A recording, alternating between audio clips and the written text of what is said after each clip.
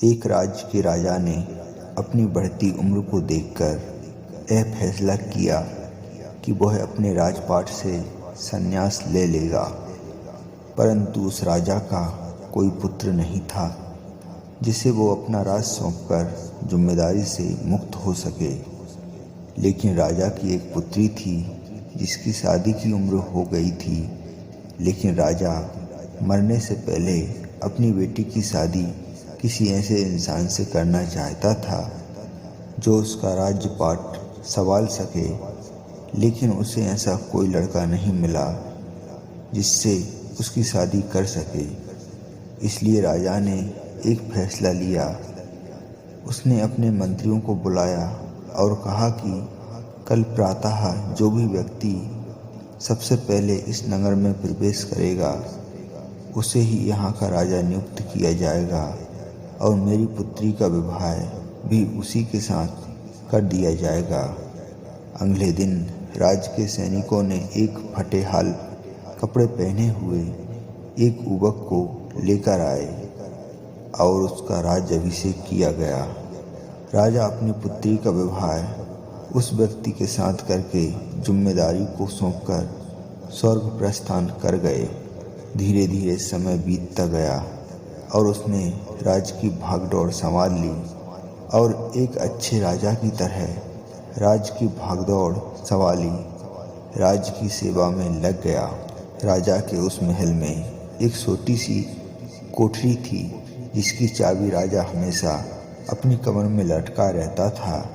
राजा सप्ताह में एक बार उस कोठरी में जाता था।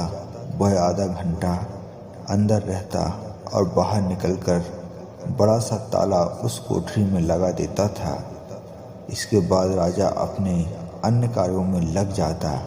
इस तरह राजा के बार बार उस कमरे में जाने से सेनापति को अचंभा होता कि राज्य का सारा खजाना, सारे रत्न, मणि, हीरे जवाहरात, सेना के शास्त्रकार की चाबी मेरे पास है और अन्य बहुमूल्य कागजातों की चाबी भी मंत्री के पास है। फिर इस छोटी सी कोठी में ऐसा क्या है जो राजा यहाँ हर सप्ताह अंदर जाता है और थोड़ी देर बाद बाहर निकल आता है। सेनापति से रहा नहीं गया। उसने हिम्मत करके राजा से पूछा कि राजन, यदि आप क्षमा करें तो यह बताइए कि उस कमरे में ऐसी कौन सी वस्तु है जिसकी सुरक्षा की आपको इतनी फिक्र है। राजा गुस्से से बोले, सेनापति, यह तुम्हारे पूछने का विषय नहीं है। यह प्रश्न दोबारा कभी मत करना। अब तो सेनापति का शक और भी बढ़ गया। धीरे धीरे मंत्री और सभासदों ने भी राजा से पूछने का प्रयास किया, परंतु राजा ने किसी को भी उस कमरे का रहस्य नहीं बताया। अब बात महारानी तक पहुंच गई और स्त्री हटके आगे किसी भी इंसान की नहीं चलती है। रानी ने खाना पीना त्याग दिया और उस कोठरी की सच्चाई जानने की जिद करने लगी। आखिरकार विवश होकर राजा सेनापति और अन्य सभासदों को लेकर कोठरी के पास ले गया और दरवाज़ा खोला।